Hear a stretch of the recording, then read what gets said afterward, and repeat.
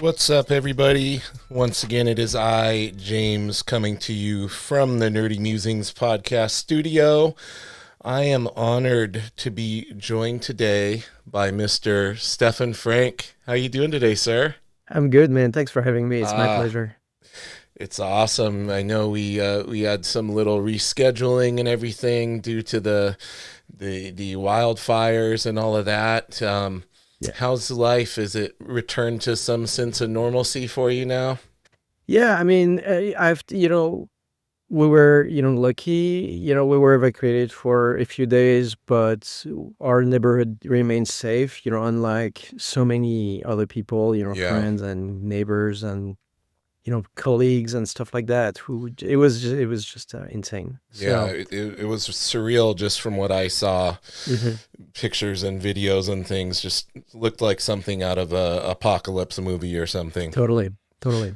Well, I'm very thankful that you and your family are well, and it's kind of funny because I always think before I have a guest on, it's like, how did we get connected? And we were connected because of a recommendation of our friend Ian Dorian.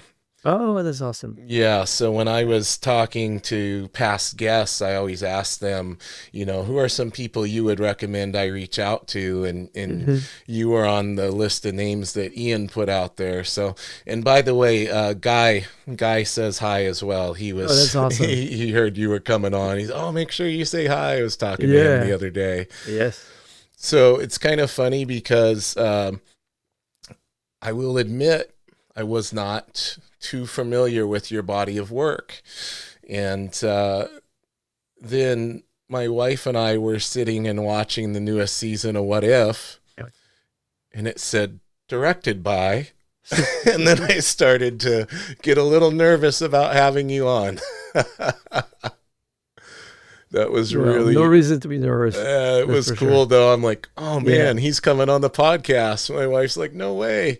So you are involved with the animation side of Marvel. So am I correct in that you were the head of animation for What If and directed some of the episodes? Yeah, I was the head of animation for the first season. And then I directed, so we did season 2, season 3 pretty much at the same time. So I directed most of season 3, Nice. which and then of course, before the stuff airs, some of the episodes like the sequencing of the episodes gets reshuffled a little bit always, Yeah. and so some of my episodes ended up in the first episode of season 2 is one of mine, and then the other ones are in Okay. season 3. Yeah, we were binging trying to catch up on everything with the new season coming out, and it was just phenomenal, man. Well, thank you. I love the ability for these stories to be told through the animation side. And it's Hmm. always cool when they get the actual actors to voice a lot of the times and everything. And it's really cool to see like just the it removes some of the limitations having it be a what if scenario. Well, that's the thing that got me really like into the projects at the beginning, right? Because of course, I get this opportunity. Hey, do you want to come help us put What If together? And I was like, yes, of course. For all the obvious reasons. We grew up. I grew up loving those characters Yeah. since always, right? And so the opportunity to come and shape those characters, you know, lives a little bit was just too good to pass up. But then you go into the meetings and you never know what you're going to, what their take is on it. And the thing that really was super exciting for me is they said, listen, we really believe in the animation medium, and we're not approaching this in any other way than we are approaching all of our movies, all of our shows. We're not taking it any less seriously. We're not taking any liberties with the characters that we wouldn't in live action. Um, so there was that passion that they had for the medium, as well as the passion they had for the characters themselves. That's what really was my, because that's been sort of my the type of projects I've been chasing my entire career. Something that believes in the medium of animation Yeah. beyond the point of just feeling like you need some sort of trope or justification, or that all of a sudden now you can do any wacky thing you want. That's not the case. They were taking it super seriously, and that was really I was just like, yes, I'm in 100% in. Yeah. Well, it really comes across in the quality of the show, I believe. I believe you, Thanks. as fans, I think we can pick up on that stuff. When there is that support of the creators to go in there and do their thing and stay true to the characters, I think it comes across on the animation or on the screen. So that was really refreshing about that show. Did you have a background in animation previously? Yeah, so I grew up like when I was a kid.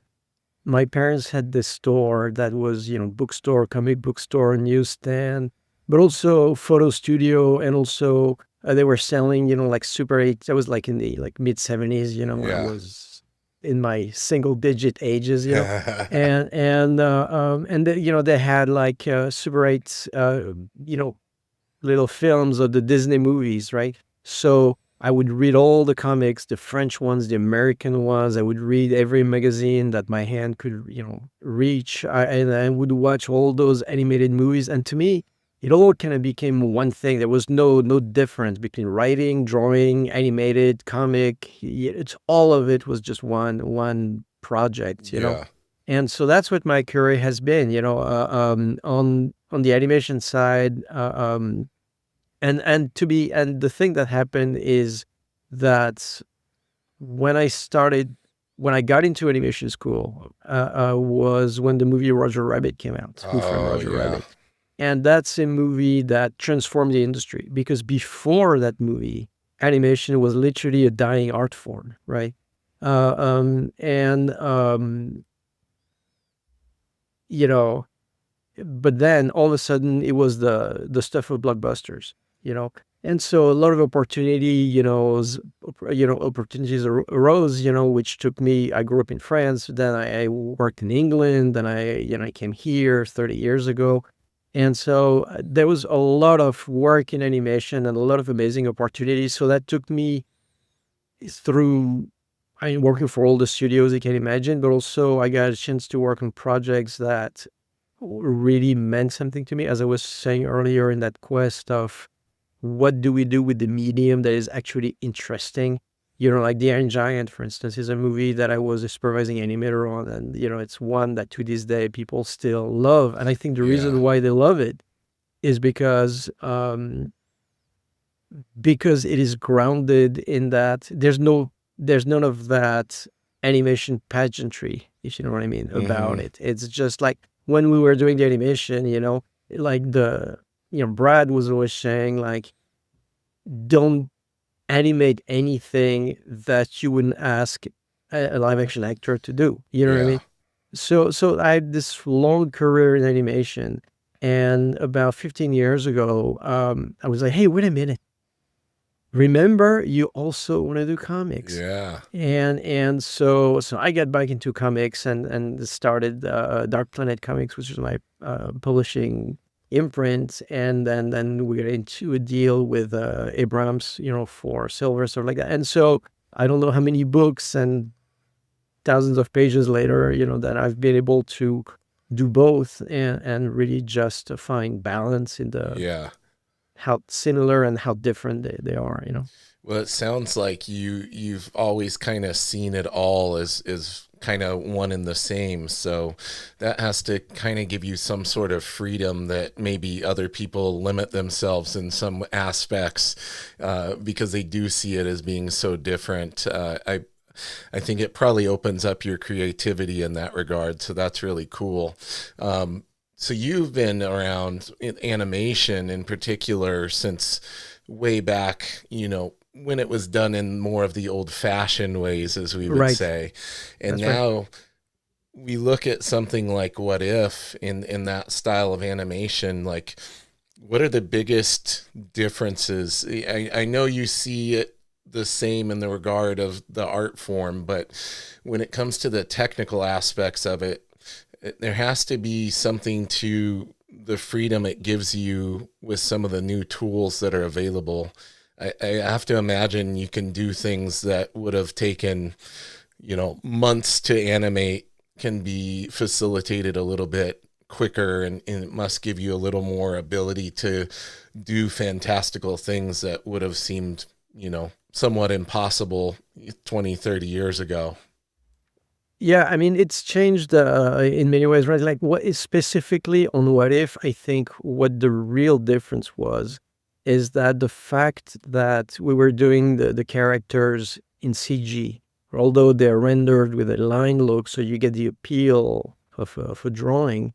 But the fact that it's a CG model gives you like an amount of fidelity and consistency with the likeness, and also with the complexity and the specificity of the costumes and the props, that you couldn't draw by hand, right? Yeah. Like when you watch like even classic animated movies like talk about Roger Rabbit or The Little Mermaid or stuff like that.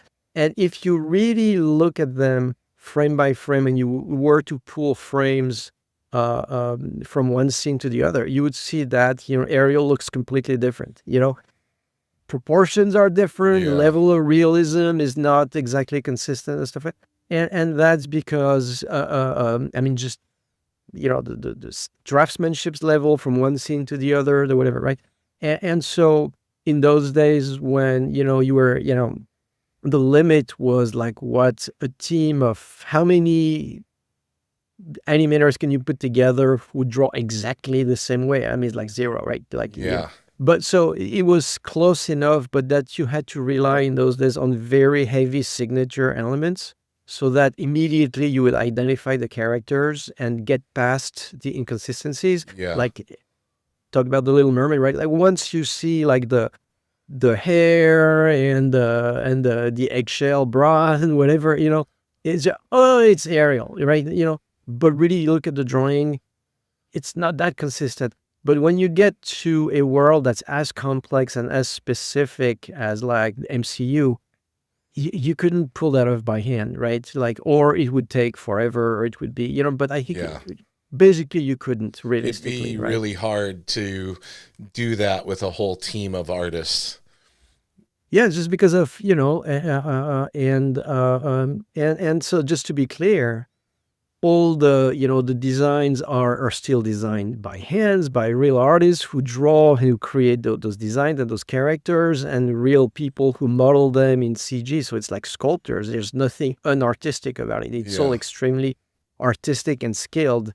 The animators are, are still animating keyframe, pose to pose, but the fact that we're using a CG model as opposed to a drawing just gives you a control over the consistency of the characters and their costumes and props that would just be impossible to achieve on that level, Yeah. if everything had to be done by freehand, With with the CG element, how much animation is layered over the top as far as like drawn animation, or is it all 100% CG? Because like some of the expression changes and how Mm-hmm. the line work almost looks like in some regards it's on top of the 3D model and animated or something. Is that accurate, or how does, from a technical perspective with the new, because Right. the So Spider-Verse movie was kind of really groundbreaking in that right. style of animation. Um, how, Well, pull back the curtain, how is that sure. done to some extent? So, in your question, you have to separate two aspects of drawings. To bring it back to comics, I would say penciling versus inking, Okay. right? So all the expressions that you see of these characters are start with drawings, like in the sense that when you create the assets, so you create the model, you create like a neutral face, but then you're also going to model and sculpt and draw and design all these expressions so that when you animate, you can sort of use this expression, use that. So you're creating, so it's all created by hand and drawn and sculpted and all that stuff, but you do it ahead of time as opposed to Yeah. do it on every drawing, And right? So then you do it once ahead you of time and then you play with it when you're Okay. animating. So once those And assets have been created for each character and you've got your model sheet, you know, the character's expressions, their attire, all of these things are assets that can then be drawn from to right, create whatever you're wanting to do. exactly. But then that's the theory. Because in reality, the animator starts to perform with because you're creating a performance, right? With the assets. And every time something breaks, like Mm, the shoulders doesn't go high enough, or this doesn't go, the or this, and so that's where the animation supervisor comes in, which is like what I was doing on the first season, where basically you would get the first pass on the animation that is done, in CG using the CG asset, and then redraw over it a lot of hand-drawn corrections, just either to fix an acting choice or an expression yeah. or pushing a pose more or whatever. And then those drawings would go back to the CG animator, who then would iterate on their CG to match the drawing correction. And then to answer your original question, at the end, when all that stuff is rendered, then it's instead of being rendered like in a Pixar movie, let's say with like volume, like you're looking at a volumic object, it's rendered with a system of lines and Yeah. and flatter, tones and stuff like that. Giving it the traditional animated qualities. Exactly. And there too, in theory, that's perfect, but in practice, it never is. So that goes to the thing you were saying, where, and at the very end, this is where I would equate more to inking, where you do have to fix some of the lines by hand, Yeah. to just fix certain aspects that didn't come through the process. So it's a process where that has actually a lot of drawing involved. Like when I was supervising the animation of the first season, I maybe I don't know how many thousand, 10,000, 20,000 drawing corrections. I like literally drew over every single shot of that season. Um, Sometimes it's just one drawing, sometimes it's 20 drawings per shot. You don't know. But so there's a lot of drawing involved, and not to mention obviously upfront all the design, all the painting that the art directors, Persian designers do to design and create the worlds, the environment. That's the thing that was crazy with What If, is that there is a thread to it, but essentially every episode it's its own mini movie. Yes. You know what I'm saying? So every time, because even if it's the same characters, either they've changed time period or whatever, so you still have to redesign every single thing. So that series was just a massive amount of work, because it's like you do 10 episodes, it's just like you're designing 10 movies. You know what I mean? So that Yeah. was exciting and also a lot. Yeah. Lots of work. Yeah. Well, that was what was always cool about the What If comics.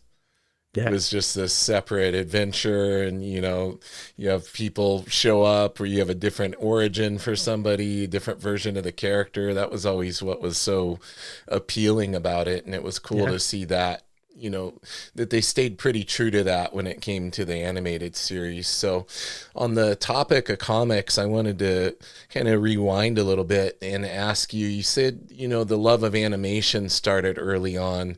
Did the love of comics kind of go side by side, or did that occur later on in your No, at the same life? time, same time. Like I said, it was all one thing. Yeah. I would go home, and draw. I would draw a comic page, and then I would go to my like whiteboard, and animate like something frame by frame, and just take, shoot it with a Super 8.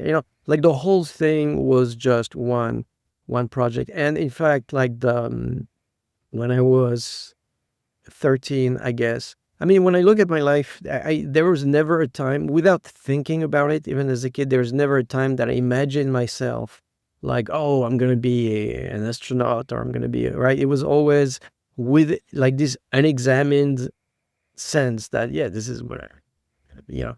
And so to me, it was always like drawing comics, writing, and doing movies or TV shows, Yeah. and it was all together. But the time where I realized, like, hey, you know what? That's what I want to do, like for real, is when I was 13 and I saw the movie Heavy Metal. Oh, yeah. And I was 13, so I saw it with my mom, so that was a little bit Yeah, it had to be awkward. a little weird, yeah. She's like, yeah, she was funny. But anyway, she's like, that lady and the little robot, like, really? And I'm Yeah. like, she's like, really? So, but that was like that fusion of sci-fi, comics, animation, I was just like, oh my God, that's what I want to do. So I got home and at that point, I had discovered what was going to be my favorite comic for years and years, which was The Spirit by Will Eisner. Oh, amazing stuff. And I was like, you know what? I'm going to make an animated movie of The Spirit. And then I spent like 3, 4 years, like until like through high school, basically, middle school, high school, doing this short film of the spirit that I did in my room, that I did everything, like painted cells, everything. I put it on YouTube a few years ago. If you Wow, look up my name, and I'm it's gonna have fun. to I mean, look for it. yeah, I mean, it's kids' work, right? But it's just like, it's really fun to. Yeah. Yeah, that's amazing that you just had that level of creativity from such an early stage and kind of knew that that's what you were going to do. Like you said, there was no question in some form you were going to be animating, creating, you had the And creativity in your blood from an early age. the only moment where there was really a fork in the road was his music. Because at the same time that I was becoming a teenager and stuff like that, I really discovered music. I mean, I started playing music when I was very little, but at some point you stop with the music lessons or whatever. But when I was like 15, 16, I rediscovered music, and we started, with my brother, playing in bands and stuff like that, and kind of progressed to the level of sort of pre-professional sort of level. We're touring, doing stuff, where like by the time I started by the time I ended regular college and went to animation school, it was kind of neck and neck whether I was doing the visual side or be a musician. And then, comics and animation was stronger eventually. And also, again, Roger Rabbit was a huge, like, the world opened up all of a sudden. Yeah, I have to imagine like when that happened, a lot of studios and things were probably looking for animators and trying to figure Yeah. out how they could do their own, project in that style, in seeing the popularity that that movie had. 100%. And that kept growing. So you had Roger Rabbit, and then The Little Mermaid came out, and it was even, as if not bigger. And then the next thing you know, you have Beauty and the Beast, and then you have The Lion King. And then at that point, that's it. Okay, now, 30% of the box office is animation. I think to this day, I mean, that's the thing with animation, right? Not to sound aggrieved or anything, but it's just a fact that the animation industry has kept theaters and whatever open for 30 years, right? Yeah. It's whether it or not it gets its due, it's, creatively, in terms of awareness or whatever it is. But it's true that animation in our time has become such a huge uh, presence and force in the culture in a way that was not when I was a kid, where, it was like in the forgotten, like the forgotten art form a little bit, the Yes. dying art form at that point, and then it came back to life again. Yeah. Well, going back to comics, who were some of your early influence and inspiration that you had when you were looking at artwork? I know you talked a lot about writing too, and just that overall creativity. Were you somebody that was drawn to particular artists, and are there some that stand out in your mind from when you were big into comics as a kid? Yeah, 100%. Well, first, it was just like, for me, when I read a comic, if I can't get into the art, I can't get into the comic, Okay, right? this is the So age-old question because this question comes up pretty much any time I have a creator on or an artist on, and they always 9 out of 10 say exactly what you said. And then yeah, it's interesting though, because then if you have a writer and you talk to them, sometimes they'll say, "Oh, as long as the story's good, I can go without the art being good." and there's no judgment for me. Yeah. It's like whatever. Like I always say, right? We're not here to stress people out. We're here to to just for people's enjoyment. Yeah. So whatever gets you in. But I just know for me personally, as much as I love as writing is, the play's the thing, but at the end of the day, just come from the art, stay for the writing, right? So Yes. that's my take on it. But so I start when I was a kid and I started to get into American comics, obviously Jack Kirby Yeah. was, I mean, all of them, and they all had their vibe, Kirby, like just this raw power, just the mythical Yeah. scale of it was The just fantastical insane. fantastical nature of it was Oh just yeah. incredible. And then so but all the guys of that era, like, but there's one artist of that sort of silver age, bronze age, that I think is, I hate to say underrated, because I know a lot of people rate him insanely great, but just I would, so not maybe underrated, but not as well known from people, was Gene Colan, Oh yeah. which to me was one of the true masters of the. So those guys, those guys really caught my eye, and then then I saw heavy metal, right? And heavy metal kind of opened me up to the stuff that were a little bit more, a little, a little obscene, or like your Bernie Wrightson, your Richard Corbin, your Will Eisner, all that stuff, Howard Shakin, and so for a little bit, so as a little kid, like when I was 10, right? I'd live and die by Kirby, Romita Senior, Gene Colan, those guys, which in France we had later, because there was a delay in when the American Right. comics were, so we were a few years behind. So by like in the early 80s, we were still getting like the 70s stuff, So but when I was 10, I, oh, and then of course on the DC side, well, first, Neil Adams, Oh, of was course. the first. Here's what I'm gonna say. In the store that my parents had, right? My dad was putting the stuff wherever he wanted to put it, right? And so you had the kids comics, and by kids I mean like mainstream, let's say comics, or that were, and then there were, so that means your Spider-Man, your Superman, your Batman, your, so easy to reach.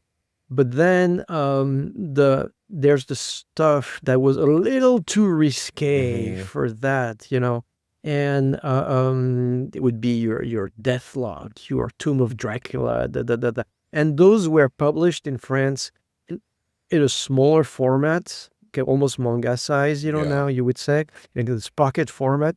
That was also in black and white, and those were put up on the shelf where kids couldn't quite reach, next to like the pulp stuff, like the the sort of like grimy kind of crime and sex stories that people were reading on the train before they had cell phones. You know what I mean? Yes. And so those comics to me were dangerous, right? So you had that whole thing, right? And so the concept of, dude, this book is dangerous, it's gonna leave a mark. That was huge for me. And I just remember, being a little kid, maybe like 6 years old, and we were on vacation, and I was reading, Captain Marvel. I mean, like the Shazam Captain Marvel, Yes. when he was still called Captain Marvel and stuff, and stuff like that. And I loved it, and it was cute and stuff like that. And then I get this one thing, which was from the Neal Adams X-Men run of, like, which again probably was released in 68, 69 here, but we didn't get until like mid 70s, you know. And I'm reading this, I'm like, It's game changing. it's dangerous, right? Game Yeah. changing. It's, you feel like it's for keeps. You feel like, oh, this is for older people, you know. Yes. And so to me, I've always looked for, and so I loved Batman. Batman was maybe my favorite character for a long time. And so Neal, of course, amazing. But then there was also people like Don Newton, or there was something dangerous about his Batman, or and Jim Aparo. Yeah, Jim Aparo Aparo, stuff. Aparo. I don't know how you pronounce it. I Is it think it's Aparo? Aparo, yeah. Aparo, right? His stuff. I mean, when like somebody punched somebody, you could feel it in your jaw just looking at it, right? So that I always look for those comic artists who it's beyond you understanding what's happening, but you actually feel it, like physically feel the drawing, right?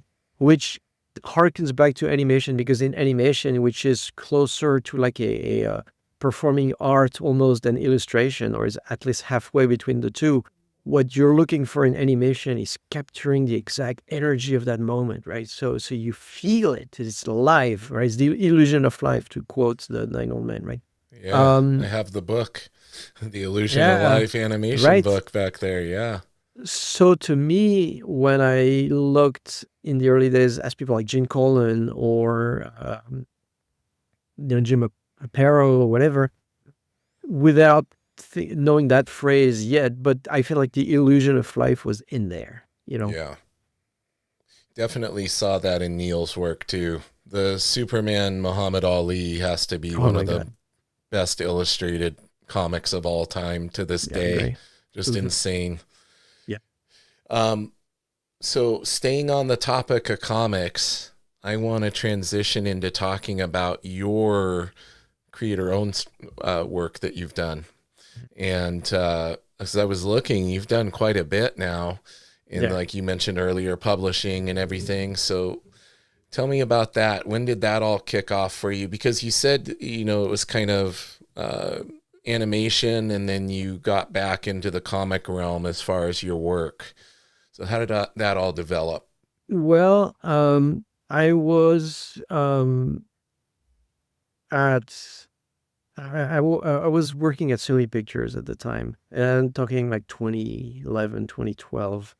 Um, and I was developing a superhero movie there that I think, had we made it then, would have been extremely, it was kind of, it was not dark or anything, but it was just too early for that time, right? Right. And so, but I was deep in the process of doing that, and this friend of mine, who's a French publisher, just came by for a visit on his way to Comic-Con, and we were just chatting, gave him a tour of the studio. And he said, "You never thought of doing a comic? It'd be really fun to do a comic together." And I was like, "Are you kidding me?" Yeah. For since I was a kid, it's just, I'm so busy with animation right now, you know? Um, but then, like, that planted the seed. And immediately, well, so the real and long story goes like this, if we're being real, is that, so he said, "Hey, do you have a script?" And I was like, "Yeah, I have this script that I wrote as a movie spec, but at some point it got very close to getting made a few times back in the day. I'm talking like something I wrote in 2007. And that at some point, like, some of the top people at Disney were like, "This is going to be our next Pirates of the Oh, Caribbeans," wow. right? And then execs change, stuff, and then the project doesn't go. You get it back, and you go, "All right," and then you put it in the drawer, and then you wait, and then it starts collecting dust. That was Silver, and so my friend, whose name is, I can name drop him, I think it's Olivier Jalabert, who's a well-known guy in the industry and a lovely human being and deep friend. So you know, I said, "You have a script? Do you have something?" I said, "Well, I have this," you know. And at the time, I was like, I was so busy with this movie that I don't think I can draw it. So if we can find an artist to draw the book, then let's do it. And so he said, yes, it's good, but the problem is your script is written in like screenplay form, right? So there's Right. no page breakdown. It doesn't say panel one, panel two. It's just a script from a movie. And do you want to rewrite the script? And I was like, I don't really want to. That feels like a lateral move. I don't think it's moving the thing forward as much as. So I'm just gonna, I'm just gonna lay it out. I'm just gonna break it down. That way I can kind of control the adaptation a little bit better, and that way then I can give it to somebody who can actually draw it. But at least and so I start that process, and as I'm doing this, I'm like falling in love with, and at the same time, where it's becoming clear that the studio is not going to make the project because they're not ready for that right then, back then. And so I'm like, oh, and then as I'm starting to like, oh, this is great, right? And I'm like sneaking out of the house, and my wife is like, where are you going? And I'm like, I'm going to the art store. The art store? Why are we to the art store? Let's get some brushes. Why? You know, and so next thing you know, uh, um, Olivier is moving on from whatever publisher he was at the time. So there's no deal to make there, but I've laid out the entire first volume of Silver.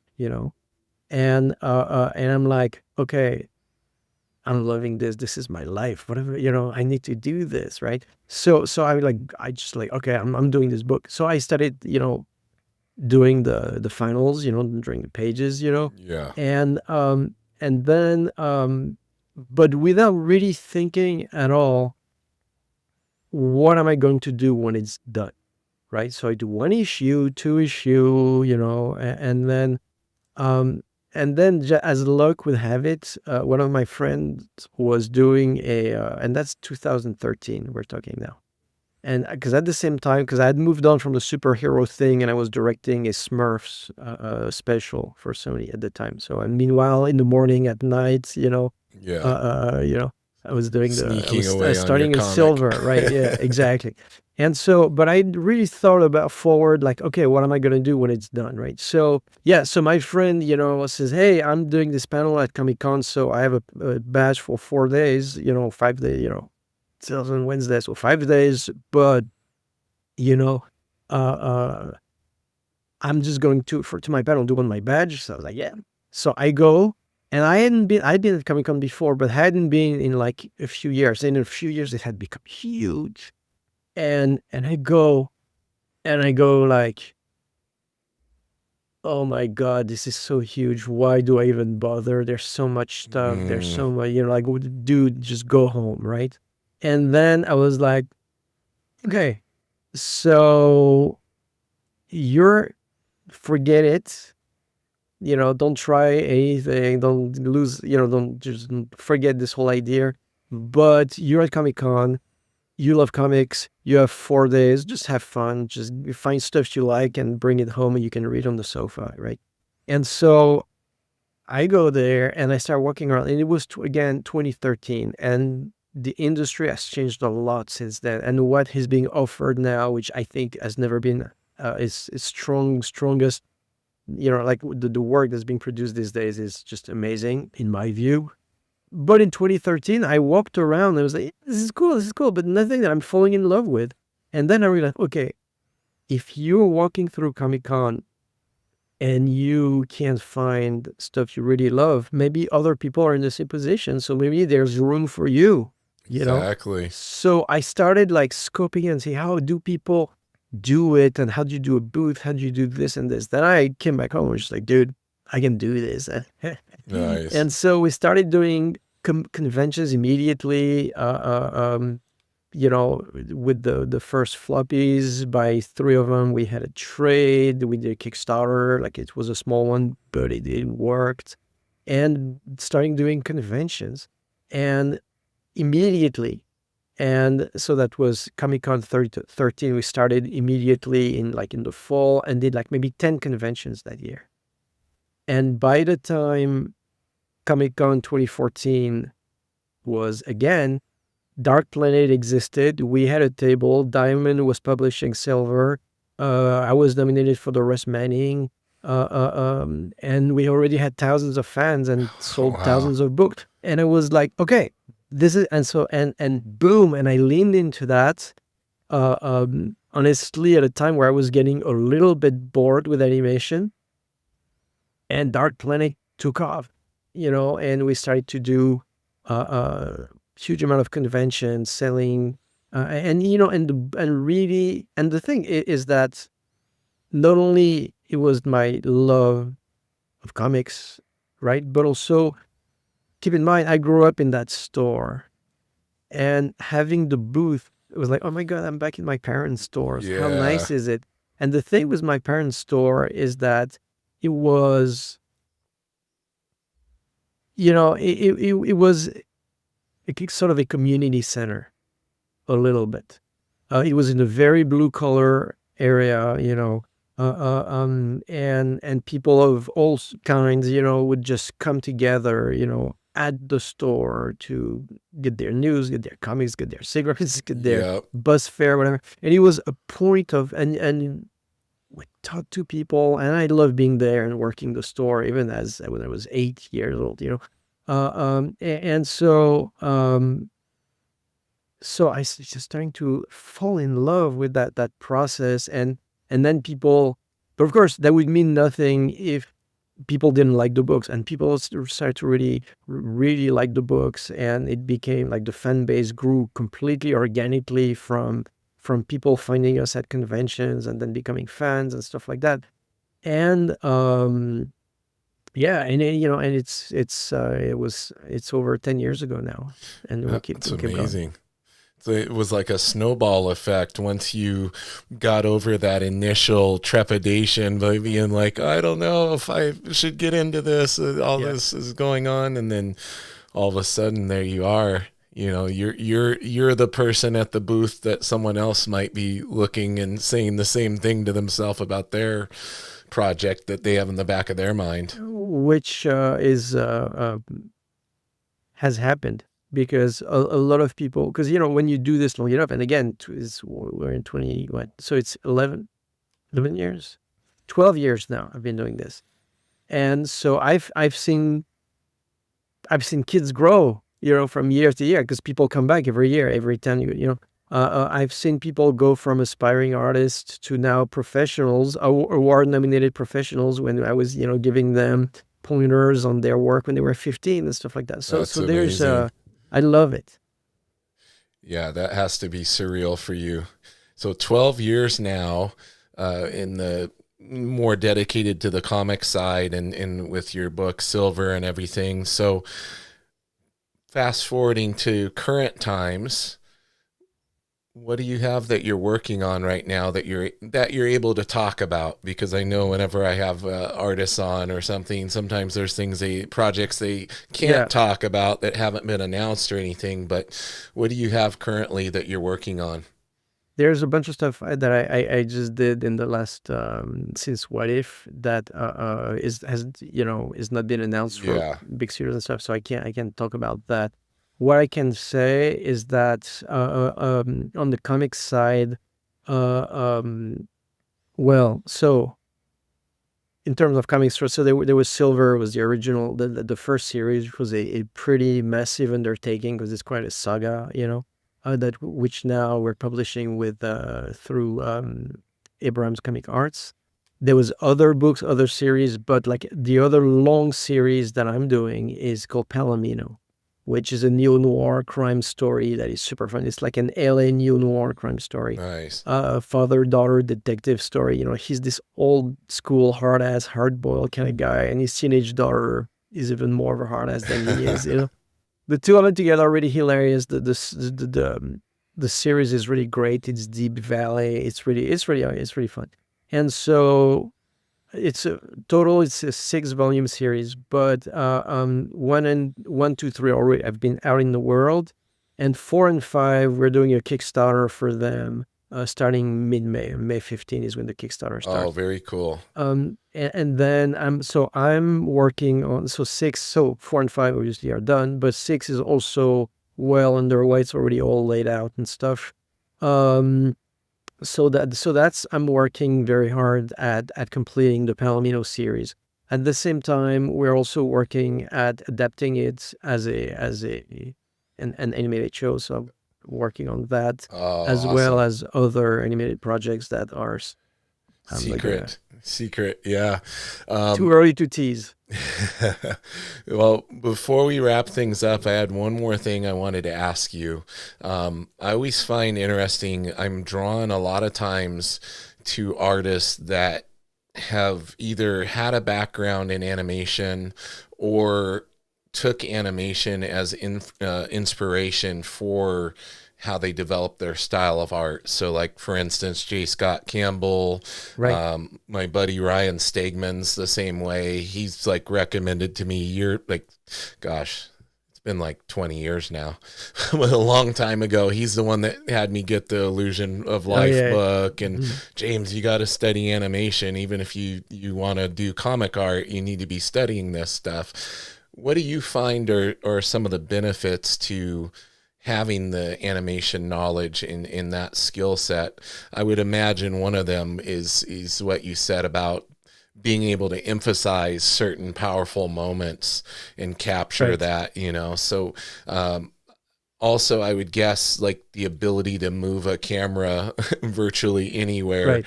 in your mind has to be of a great benefit when it comes to creating comics.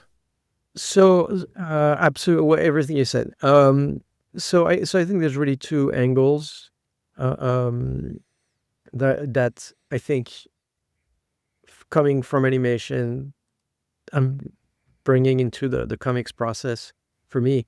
So one is yes, in animation, there's let's say you're an animator, right? And people tend to think that animating, like anybody who works in animation is an animator, right? But it's not, right? It is just like animator is a very specific task within the world of animation filmmaking, which is you're basically an actor with a pencil or by animating and performing your CG character, right?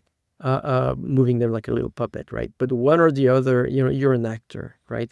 And like the thing with the actor is to be present, to be in the moment, right? And so when you're animating, like I remember, I always do this when I animate because back in the day we had the pieces of paper, so you'd be rolling your piece of paper with one Mm, hand and drawing across gotcha. the different papers with because you'd be tracking, whatever. So you're animating and you're almost like a kid playing, or you're an actor acting, but you're in your work, you're performing that moment, and you have to be 100%. It's very method in a way, but you have to be completely present into it to feel, and especially if you're animating and you're working from the performance of an actor, the vocal performance, to try to hear the energy of their performance and really just dial into it, right? So animation drawings are deceptively simple be, compared to a lot of comic book drawings, because either they're maybe a little bit more streamlined in terms of the take on the anatomy, or maybe because they have fewer details, fewer lines, fewer this, fewer that. But in reality, they're all more specific. They're specific to the exact energy of the moment you're trying to capture, right?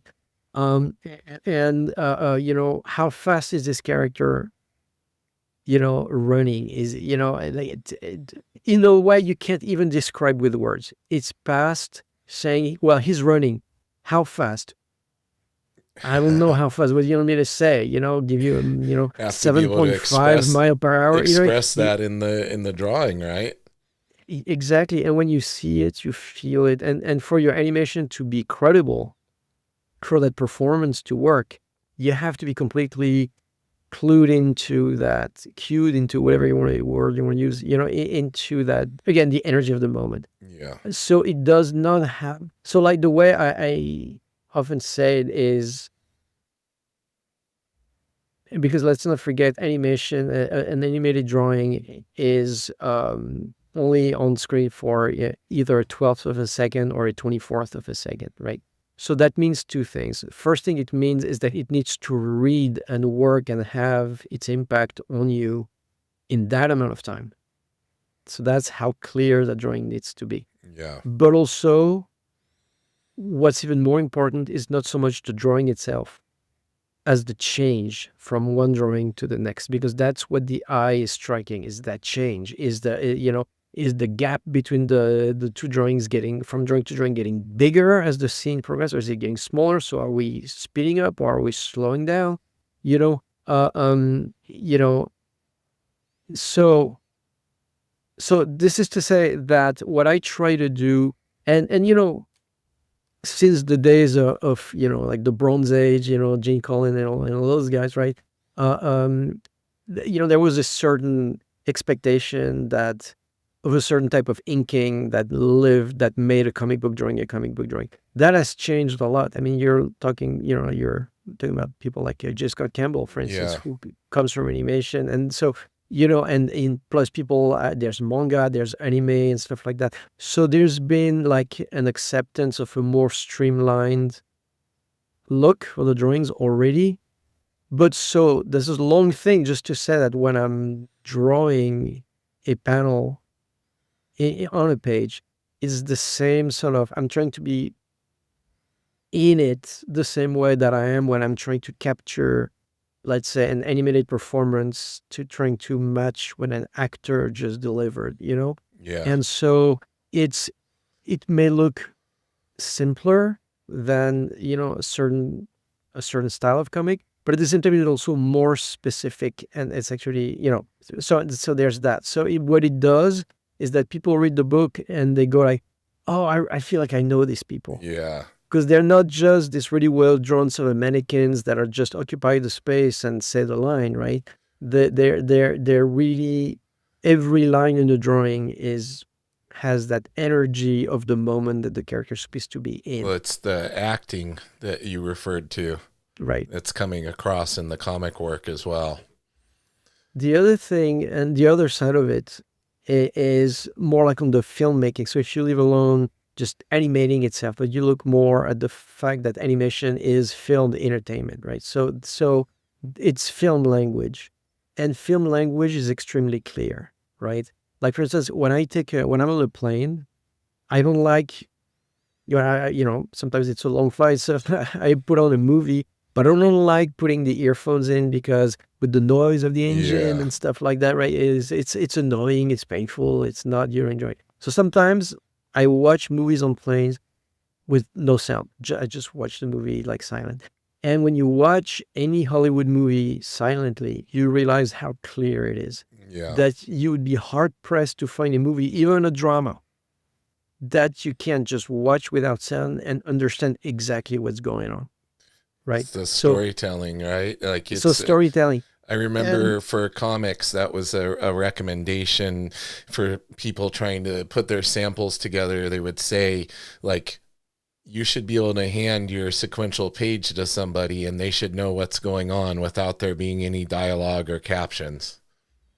Exactly, because which is how the old guy used to do it, right? Like the old guys, the Marvel method or whatever. Yeah. It's just visual storytelling first and foremost, and then dialogue kind of, But what's interesting too is that for people like you or me who've been in comics our entire life, to us everything's makes sense and everything, right? But for when I started doing conventions, the first thing, and keep in mind, I started doing conventions, like I said, 2012, 2013. So at that time it was when a lot of civilians had discovered, they loved The Walking Dead on TV or started watching the Marvel movies or whatever. And they were like, oh, where does that stuff come from? And they would swim upstream to a comic book convention and kind of wash on my shores, right? Yes. And they would tell me, but I'm looking around and when I try to read the comic, I'm confused. Which way does it go? I'm like, to which to me is just like, How do Yeah, you not know this? But still, it's when you look back, it's true that a lot of comics are a little bit confusing, right? definitely. And just because we have a shorthand with them and we can see past the confusion, a lot of modern audiences can't, right? So because I'm bringing a lot of the clarity of film language it on the pages, one of the feedback I was starting to get from the get-go was from people who didn't read comics and who are like, wow, I'm not getting confused when I'm reading yours. Why is that, right? And it would be their gateway into comics, right? So that's like the clarity and efficiency of film language. If you can combine that with the page, which is not to say that, because people think that, oh, making your comic cinematic means that, every panel is like a long white panel and you blah, Yeah, blah, blah, blah, blah, blah. And to me, no, that's the opposite of cinematic. Because if you know anything about film language, you know that what you're trying to do when you're pacing out your movie visually is to constantly break the aspect ratio by hiding through light, through composition, to break the sameness of the screen. So when you just bring that sameness into a comic because you think this looks like a movie screen, actually you're being anti-cinematic by doing that, that right? makes sense. Yeah, So that's why you look at, again, going back to Will Eisner, going back to Neal Adams. A lot of vertical panels are extremely cinematic because sometimes that's what you create on your movie screen and stuff like that. So and also, like, the last thing I'll say is what I always, there's don't want to place the person, in any way that can identify them, yeah, but yeah, there's this amazing art collector that a lot of people know very well in comics, whose house is a real museum of amazing comic art, and when you go through the stuff on his wall, what's that page? It's that page. mm-hmm. Is that, stuff images you've known, your bells that cannot be unrung, right? Because they're Yeah, unique art objects. So to me, the goal is to retain that quality, that every page is enough. Like, my worst nightmare would be like if somebody, at the printer, like, dropped all the pages and they can't tell which one is which, put the what yeah, order to put them in. So to me, the goal is to retain that unique artistic quality that every single page had, with non-trivial visual ideas or presentations that are just unique every time. So the page is the page, but at the same time doing it in a way that brings in the clarity of filmmaking so that anyone can enjoy it. man. You've blown me away today. I love this conversation. I've learned so much, man. I appreciate you taking the time to be on here today. I know how It's my busy you pleasure. are. I would love to have you on back. Get the words straight. I would love to have you back on again when you can talk about some of these currently secret projects. Yeah, I'll definitely be reaching back out to you. I want to give you a chance here at the end to let everybody know where they can pick up your comics, where they can follow you to keep track of all the things that you're doing. The spotlight is yours. Let everybody know. Well, you can find me, well, okay. So for the comics, some of them are, anywhere books are sold. Like, for instance, the Silver series right now we're doing with Abrams. Uh, um, so, whether you go to your favorite, comic book shop, which I highly recommend, or if you want to go to Barnes and Nobles, if that's your thing, or anywhere, it's literally anywhere books are sold, so you Very can find cool. it easily. For and so what I do with Dark Planet, which is the sort of the mission, is to be a platform for my creations in comics. So we publish ourselves until the series is complete. So we do a first run that goes to some comic book stores, that goes to the conventions, that goes to our website, which I'll give you the address in a second. And then when the series is complete, at that point, then we pass it on to a partner. For anything Dark Planet, you can find it at dark-planet-comics.com. And all Awesome. the books are there, even Silver, everything's there. You can find me if you want to see my work in comics and animation. You can find me at Stephan Franck. .com. You can find me on Instagram, and between those things. And of course, I have to tell people again, we have this Kickstarter starting May 15 for our 2025 releases, which is Palomino Volume 4 and 5. There's a box set for 1, 2, 3, aka a slipcase also, so that people who already have the trays can create their own box set with it. And there's this other series called A Romance in the Age of the Space God, which we didn't talk about, but maybe we can talk about it at a different time, Yeah, which is a for very, sure. very unique and fun comic also. Awesome, So man. find us on Kickstarter. I don't know when this is airing, but I'll make sure to time it so it comes out really close to that, and we'll put all right. the links in the Yeah, description so everybody can go over and support. that'll be absolutely amazing. Awesome, my friend. Well, thank you again for coming on. Hang out with me for a moment while I give my spiel to everybody. Everybody, if you're listening, you already know where to find the podcast. I would just ask that you give us a like, a subscribe, share with a friend, shoot us a review over on Apple Podcasts. That would be amazing. And in the meantime, like I always say, keep it nerdy.